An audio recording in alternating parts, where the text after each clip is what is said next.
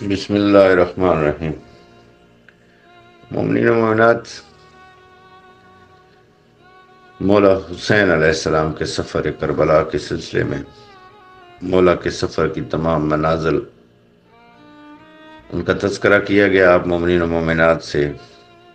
پھر 2 محرم سے شب عاشور تک کے واقعات، پھر یوم عاشور میں مولا حسین علیہ السلام کے باوفا اصحاب کی جنگ اور ان کی شہادتیں۔ اب ہمارا سفر جو ہے اس گفتگو کا، وہ بنی ہاشم کے جوانوں کی جنگ اور ان کی شہادتوں تک پہنچا ہے۔ اس سے پہلے 3 شہزادوں کی جنگ اور ان کی شہادت کا تذکرہ ہم کر چکے، شہزادہ علی اکبر علیہ السلام، شہزادہ عبداللہ بن مسلم علیہ السلام اور شہزادہ علی قاسم بن امام حسن علیہ السلام۔ آج ہم تذکرہ کرنے جا رہے ہیں قمر بنی ہاشم حضرت عباس علمدار علیہ السلام کا۔ شہزادہ حضرت عباس علمدار علیہ السلام، ان کے مشہور القابات میں سے سب سے زیادہ مشہور جو ہے وہ ہے قمر بنی ہاشم، سکائے اہل بیت، عبد الصالح۔ اسی طرح ان کی شخصیت کے بارے میں اگر آدمی گفتگو کرنے لگے تو اس میں کئی ویڈیوز بن سکتی ہیں۔ اتنے فضائل ہیں ان کے اور اتنی جہتیں ہیں ان کی شخصیت کی، لیکن جو سب سے اہم جہت ہے جس پہ ہر مومن و مومنہ کو پتہ بھی ہے کہ اطاعت امام کیسے کی جاتی ہے، معرفت امام کیا ہوتی ہے، وہ اگر کسی نے سیکھنی ہو تو ان سے سیکھے۔ ان کے دنیا میں آنے سے پہلے ہی خود رسول اللہ کی بیٹی مخدومہ کونین نہ صرف ان کے آنے کی دعائیں کی، بلکہ تاریخ میں یہ بھی ملتا ہے کہ ان کے لیے قمیضیں بھی خود اپنے ہاتھوں سے بنا کر وہ رکھ گئی تھیں۔ اور مخدومہ کونین کی شہادت کے بعد فرسان الحجہ والے نے بھی لکھا ہے کہ امیر المومنین علیہ السلام نے اپنے بھائی عقیل سے کہا، جو کہ انساب کے علم کے بڑے ماہر تھے، عرب کے تمام ہی قبیلوں سے واقف تھے۔ مولا نے فرمایا کہ میں عقد کرنا چاہتا ہوں کسی شجاع ترین خاندان میں۔ تو جناب عقیل نے عرض کی کہ بھائی، میرے خیال میں تو بنی کلاب سے زیادہ شجاع اور بہادر قبیلہ عرب میں اور کوئی نہیں۔ تو اسی قبیلے کی ایک خاتون ہیں فاطمہ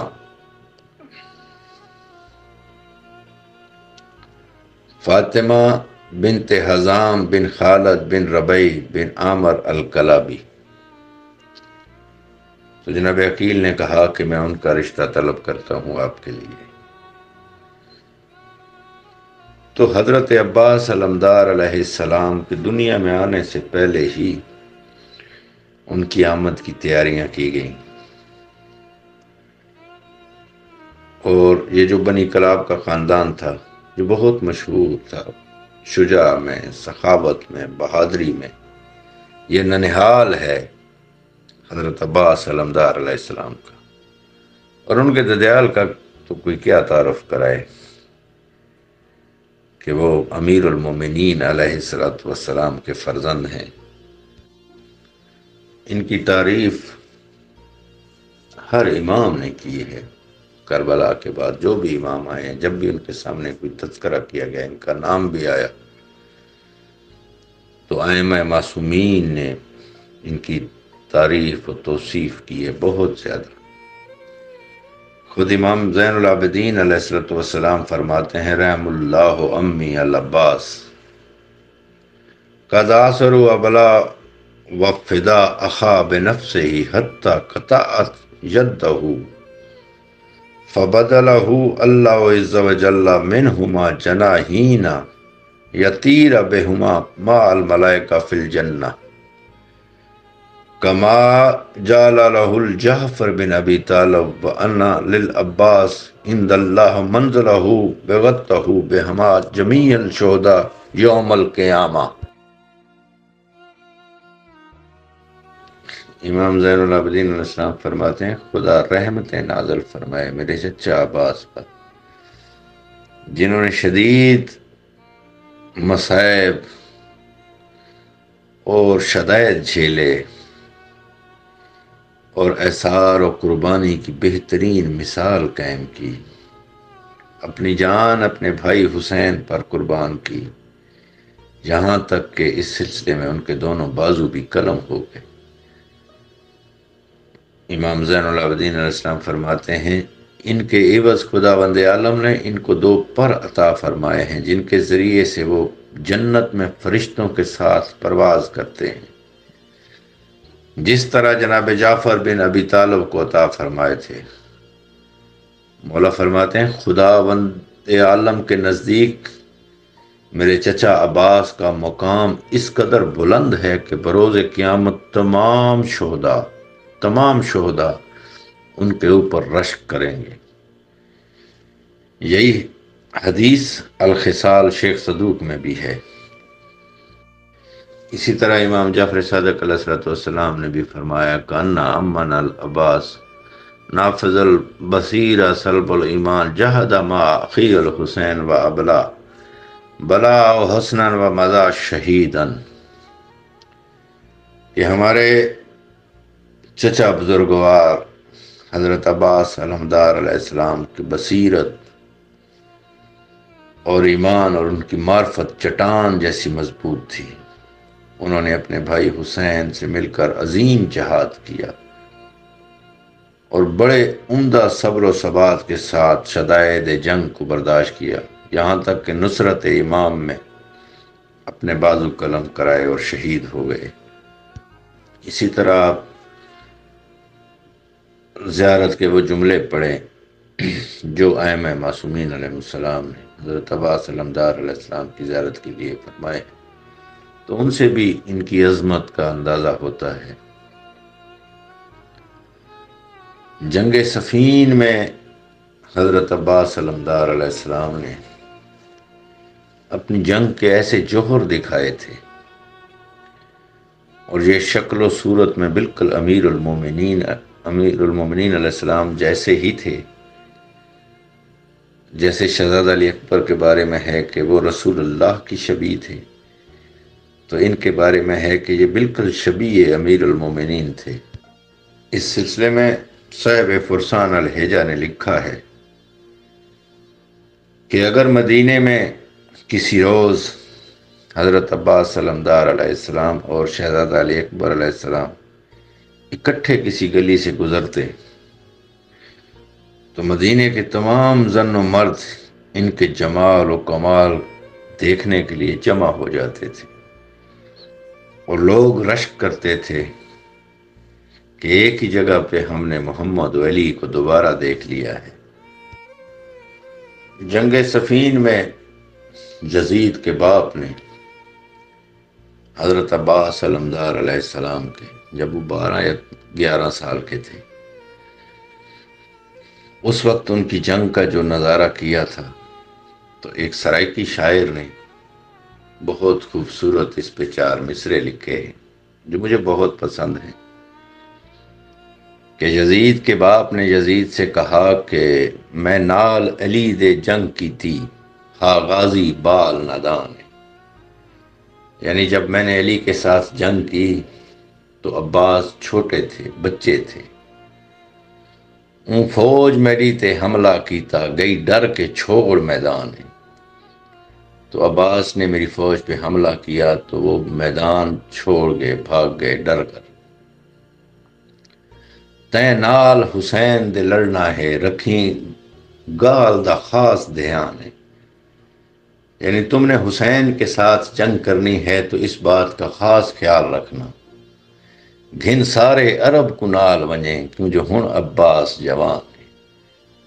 تو تم سارے عرب کو ساتھ لے کے جانا، کیونکہ وہ عباس جو سفین میں ایک چھوٹا بچہ تھا اب وہ جوان ہے۔ ایک اور واقعہ ہے جناب حضرت عباس علمدار علیہ السلام اور شمر ملعون کے متعلق۔ شاید میں یہ واقعہ بیان نہ کرتا اس ویڈیو میں، لیکن میری ایک بہن ہے، انہوں نے مجھے حکم دیا تھا کہ یہ ضرور آپ بیان کیجئے گا جب آپ حضرت عباس علمدار کی شہادت کا تذکرہ کریں تو۔ یہ شمر ملعون کے بارے میں ہے، کیونکہ شمر اسی قبیلے سے تعلق رکھتا تھا جس قبیلے سے جناب ام البنین کا تعلق تھا، وہ بھی کلابی خاندان کا تھا۔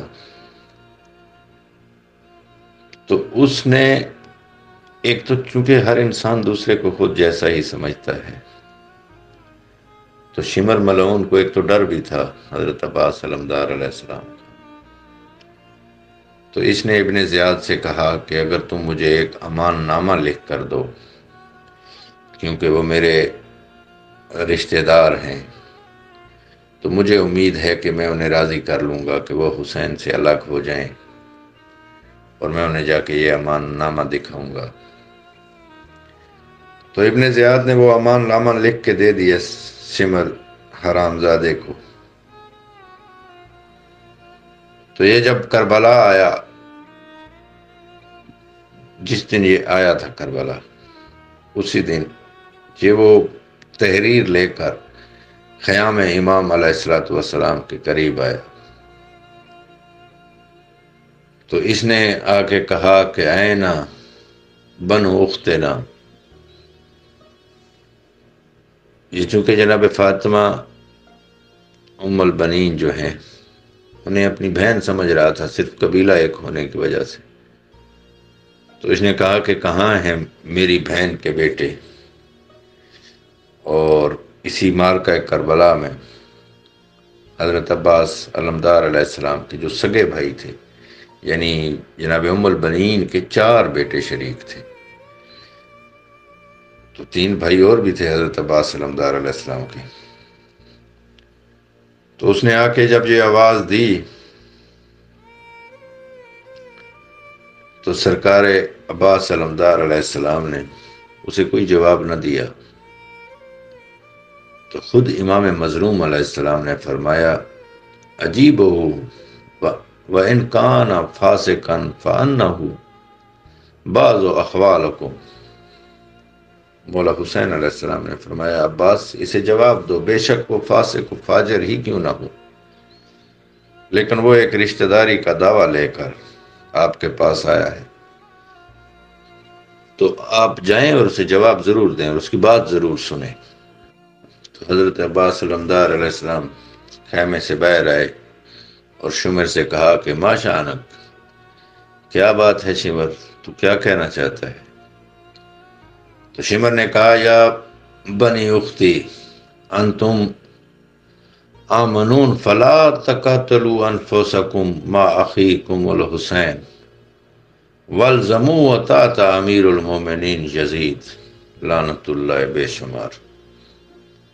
کہ اے میری بہن کے بیٹو، تمہیں امان ہے، تم خواہ مخواہ اپنے بھائی حسین کے ہمراہ اپنی جانیں ضائع نہ کرو، بلکہ امیر یزید کی اطاعت قبول کر لو۔ یہ سنتے ہی حضرت عباس علمدار علیہ السلام ان کا چہرہ سرخ ہو گیا، اور جناب عباس نے فرمایا تبت یدا کا یا بنسی ما جننت بہی من امانہ کا یا عدو اللہ آتامرنا ان ترک اخانا و سیدنا الحسین بن فاطمہ ندخل فی تحت الغنار و اولاد انا۔ فرمایا تیرے ہاتھ ٹوٹ جائیں، او خدا کے دشمن، تو کس قدر برا امان نامہ لایا ہے۔ کیا تو یہ کہتا ہے کہ ہم اپنے بھائی اور سید و سردار حسین بن فاطمہ کو چھوڑ دیں اور لعین بن لعین کی اطاعت کو قبول کر لیں؟ اسلام کے وقار کی اونچی چٹان پر عباس کی وفا کے ہیں جھنڈے گڑے ہوئے۔ کربلا میں قمر بنی ہاشم کی شہادت کی 4 مختلف روایات میں ملتی ہیں، مختلف کتب میں۔ ان میں سے جو شیخ مفید نے لکھی ہے اور مناقب شہر ابن اشوب والے نے بھی لکھا ہے، اس بات پہ تو سارے مورخین متفق ہیں کہ امام حسین علیہ السلام کے تمام اصحاب و اعوان ان کی شہادتیں ہو چکی تھیں، اور بنو ہاشم کے بھی تمام جوان شہید ہو چکے تھے۔ صرف امام زین العابدین علیہ السلام، امام حسین علیہ السلام اور خود حضرت عباس سلمدار علیہ السلام باقی بچ گئے تھے مردوں میں سے، یا پھر چھوٹے بچے تھے بنو ہاشم کے، یا مقدرات عصمت تھی۔ جب ایسی کیفیت آ گئی تو تاریخ والے نے لکھا ہے کہ جناب قمر بنی ہاشم نے آ کے امام حسین علیہ السلام سے عرض کی، یا سیدی حل من رخصت، کہ اے میرے سید و سردار، کیا مجھے بھی آپ اجازت دیں گے کہ میں میدان میں جاؤں؟ تو مورخ لکھتا ہے، بقی الحسین بقاء شدیدا، کہ صرف یہ بات سن کر اپنے بھائی سے کہ آپ مجھے میدان میں جانے کی اجازت دیں، شہید ہونے کی اجازت دیں، تو امام حسین علیہ السلام نے بہت شدید گریہ کیا، اور امام نے فرمایا، یا اخی انت صاحب اللوائی، کہ عباس آپ تو میرے علم بردار ہو۔ امام مظلوم نے فرمایا، عباس تم میری فوج کے سپہ سالار ہو۔ تو آگے سے رو کے جواب دیا سرکار وفا نے کہ مولا، میں فوج کا سپہ سالار تو ہوں، لیکن اب وہ فوج کہاں ہے؟ تو امام مظلوم نے اپنی باہیں اپنے بھائی کے گلے میں ڈال کے کہا کہ عباس، تمہیں دیکھ کر مجھے لشکر کا احساس ہوتا ہے، تم اکیلے ہی میرا لشکر ہو۔ اس کے بعد تاریخ میں ملتا ہے کہ حضرت عباس علمدار علیہ السلام نے بہت شدید گریہ کیا۔ مولا حسین علیہ السلام نے ان کے گریہ کی وجہ پوچھی تو سرکار وفا نے عرض کی کہ مولا، رسول اللہ کی بیٹی نے میرے دنیا میں آنے کے لیے دعائیں کی، اور مجھے یہ شجاعت، یہ سب کچھ انہی کی دعاؤں کے طفیل ملا ہے۔ مولا، میری زندگی کا مقصد تو صرف آپ کی اطاعت کرنا ہے، مجھے کوئی شکوہ نہیں ہے، آپ جو حکم کریں گے میں ویسے ہی کروں گا، لیکن میں عباس یہ سوچتا ہوں کہ میرے دنیا میں آنے کا آپ کو کوئی فائدہ نہیں ہوگا۔ مولا حسین علیہ السلام نے فرمایا، عباس وہ کیسے؟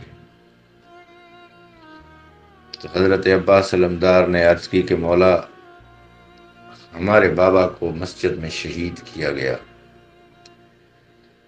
تو بھائی حسن نے کہا کہ عباس تم نے خاموش رہنا ہے۔ میں خاموش رہا۔ پھر مولا حسن کے جنازے کو لوگوں نے تیر مارے۔ آپ نے مجھے کہا کہ عباس تم نے خاموش رہنا ہے۔ میں خاموش رہا۔ ولید کے دربار میں آپ کے ساتھ گستاخی کی گئی، آپ نے تب بھی مجھے کہا کہ عباس تم نے خاموش رہنا ہے۔ تو سرکار وفا عرض کرتے ہیں کہ مولا، آج کے دن تک میں آپ کے حکم پہ خاموش ہی رہا۔ اب تو ہمارے سب انصار و اعوان شہید ہو گئے ہیں، ہمارے علی اکبر، علی قاسم، عبداللہ اور محمد جیسے جوان شہید ہو گئے۔ اب تھوڑی دیر بعد میں نے بھی شہید ہو جانا ہے۔ میری اس قوت بازو کا آپ کو کوئی فائدہ نہیں ملا، یہ میں خود اپنے آپ سے سوچتا ہوں۔ تو مورخ لکھتا ہے کہ مولا حسین علیہ السلام نے اپنی دونوں باہیں اپنے بھائی کے گلے میں ڈالی اور رو کے فرمایا، عباس میں جانتا ہوں آپ دنیا سے کیا کیا ارمان لے کر جا رہے ہو، لیکن عباس میری طرف دیکھو، میں حسین ہوں، میں تم سے وعدہ کرتا ہوں کہ جب میرا بیٹا قائم آل محمد ظہور کرے گا، تم اس کی فوج کے سپہ سالار ہوگے اور ہمارے اوپر کیے گئے ہر ظلم کا بدلہ میرے بیٹے قائم آل محمد کے ساتھ مل کر تم نے لینا ہے، پھر تمہیں روکنے والا کوئی نہیں ہوگا۔ سرکار وفا نے عرض کی کہ مولا، میں جب بھی خیمے کی طرف جاتا ہوں تو تمام بچوں کی پیاس دیکھ کر میری عجیب حالت ہو جاتی ہے، اور خصوصاً آپ کی بیٹی سکینہ جو بار بار مجھ سے پانی کا تقاضا کرتی ہیں، تو مجھے اجازت دیں۔ تو مولا حسین علیہ السلام نے کہا کہ ٹھیک ہے، جاؤ پانی لے کر آؤ۔ تمام مورخین اس بات پہ متفق ہیں کہ مولا حسین علیہ السلام نے بس پانی ہی لینے کی اجازت دی۔ جب سرکار وفا کو اجازت مل گئی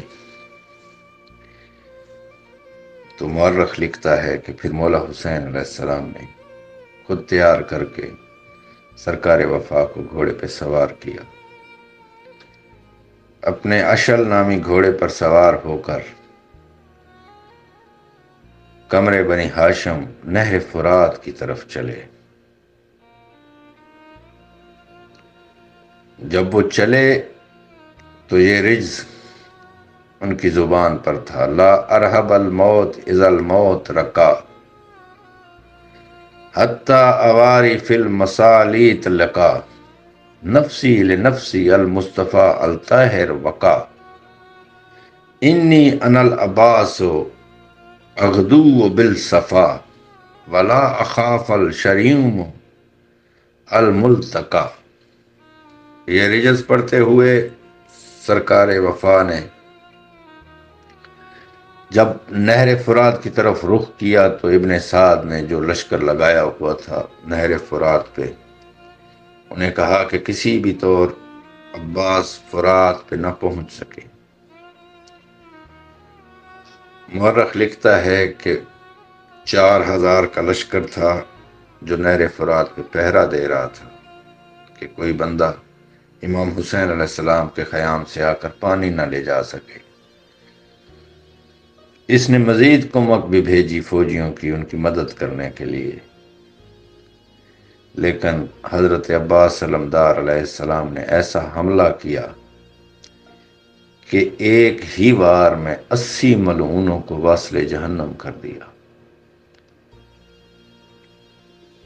تاریخ میں ہے کہ حملہ حضرت عباس علمدار کا اتنا شدید تھا کہ نہر فرات پہ پہرا دینے والی تمام فوج وہ پہرا چھوڑ کر بھاگ گئی۔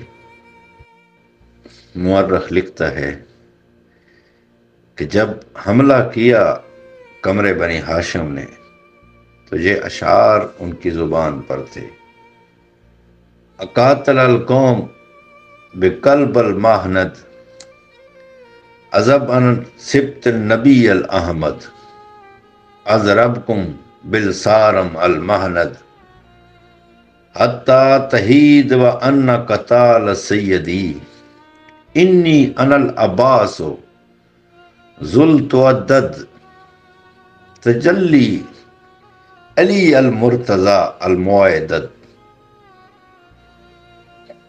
اس کا یہی تھا کہ اے حرام زادو، میں تم پہ ایسا حملہ کروں گا اور تمہیں تلوار کے ایسے جوہر دکھاؤں گا کہ تم خود اپنی زبانوں سے کہو گے کہ کربلا میں علی مرتضی پلٹ کے آ گئے ہیں۔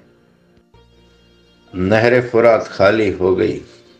حضرت عباس علمدار علیہ السلام نے آ کے اپنا گھوڑا پانی کے پاس کیا۔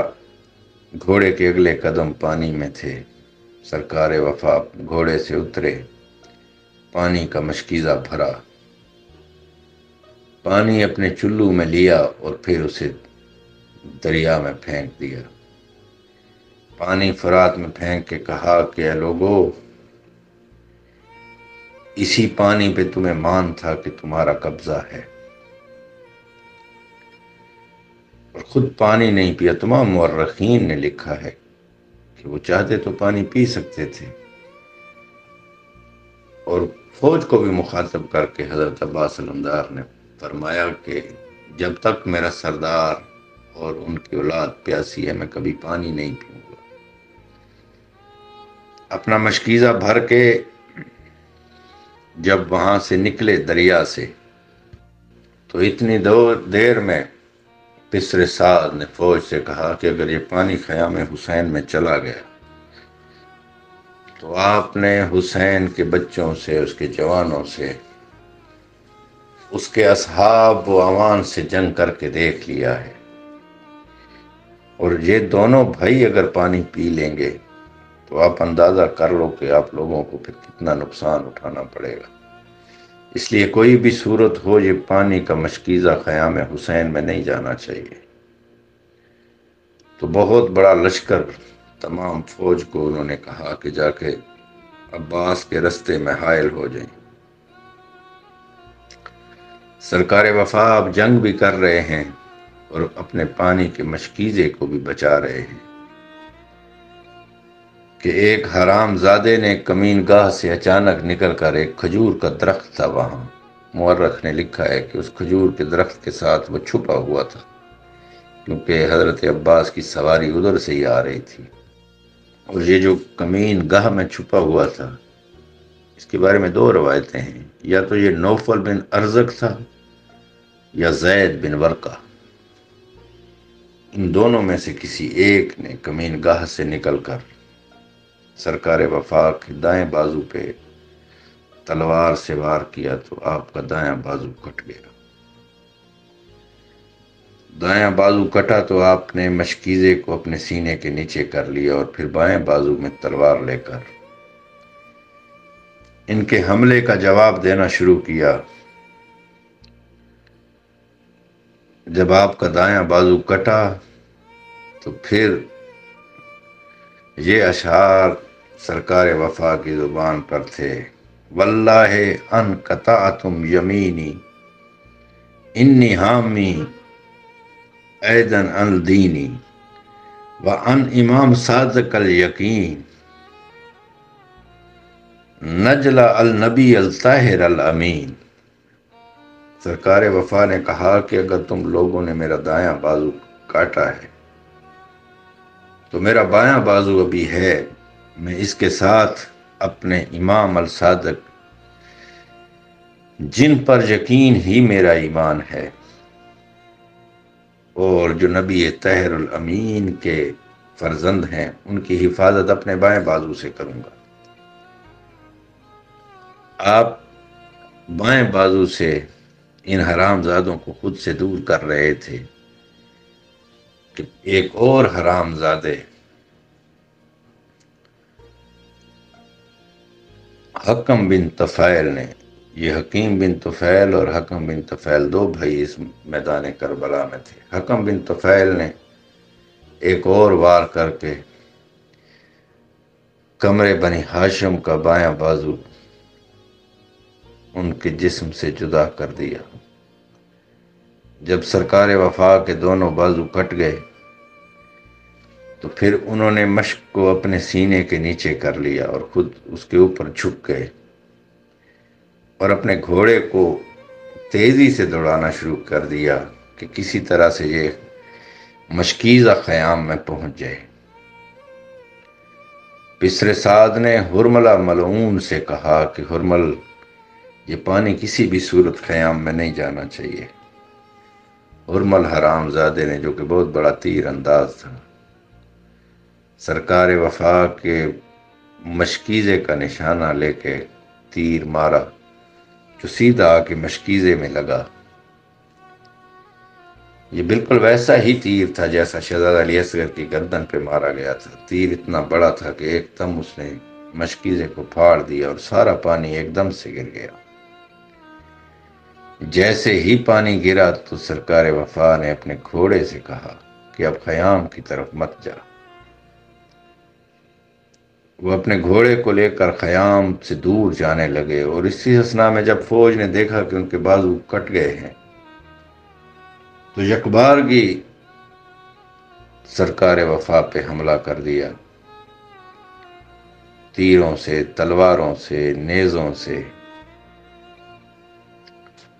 جب ان کے گھوڑے کا رخ خیام سے دوسری طرف ہوا تو حضرت عباس علمدار علیہ السلام نے کہا، یا ابا عبداللہ سلام و منی، کہ اے ابا عبداللہ میرا آخری سلام ہو۔ امام حسین علیہ السلام نے یہ منظر دیکھا تو کہا کہ اے بھائی، مجھ سے دور مت جا، میں پہلے ہی علی اکبر کی لاش پر بہت مشکل سے پہنچا تھا۔ اس کے بعد ایک حرام زادے نے، جو تاریخ میں ہے، کہ ایک گرز مارا حضرت عباس علمدار علیہ السلام کے سر پر، اور یہ گرز کا وار اتنا شدید تھا کہ ان کا پورا سر شگافتہ ہو گیا، اور اسی گرز کے وار کی وجہ سے سرکار وفا زین سے زمین پر آ گئے۔ ان کے ایک پاؤں میں تیر ایسے لگا ہوا تھا کہ ان کا پاؤں رکاب میں اٹک گیا، جس سے کافی دیر تک وہ گھوڑے کے ساتھ زمین پر، جب مولا حسین علیہ السلام نے یہ منظر دیکھا اپنے بھائی کا تو گھوڑے پہ سوار ہوئے اور بہت تیزی سے فوجوں کو ہٹاتے ہوئے ان پہ حملہ کرتے ہوئے اپنے بھائی کی طرف آئے۔ مورخ نے لکھا ہے کہ جب سرکار وفا زین سے زمین پر آ گئے تو ان حرام زادوں نے بہت شدید حملہ کیا ان کے اوپر۔ ایک تیر ان کی آنکھ میں آ کے لگ گیا تھا۔ مولا حسین علیہ السلام جب پاس آئے، میں نے پہلے پچھلی ایک ویڈیو میں عرض کیا تھا کہ حضرت عبداللہ بن مسلم اور سرکار وفا،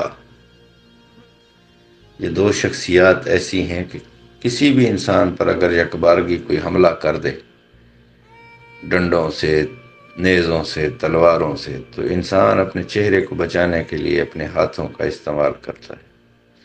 تو ہاتھ تو سرکار کے پہلے کٹ چکے تھے، تو اتنا ان پہ حملہ کیا گیا، کیونکہ مورخین لکھتے ہیں، اس میں بہت ہے، 2-3 مورخین نے لکھا ہے کہ امام حسین علیہ السلام اپنے بھائی کو آخر وقت خیام میں لے کر گئے، لیکن زیادہ مورخین اس بات پہ متفق ہیں کہ ان کے جسم کو اتنا شدید زخمی کر دیا گیا تھا کہ وہ اس قابل ہی نہیں تھا کہ اٹھا کر خیام تک لے جاتے مولا۔ جب مولا حسین علیہ السلام اپنے بھائی کے پاس آئے، اٹھا کر مولا نے اپنے بھائی کا سر اپنی گود میں رکھا تو مولا حسین علیہ السلام نے دیکھا کہ بہت شدید کرب میں ہیں سرکار وفا۔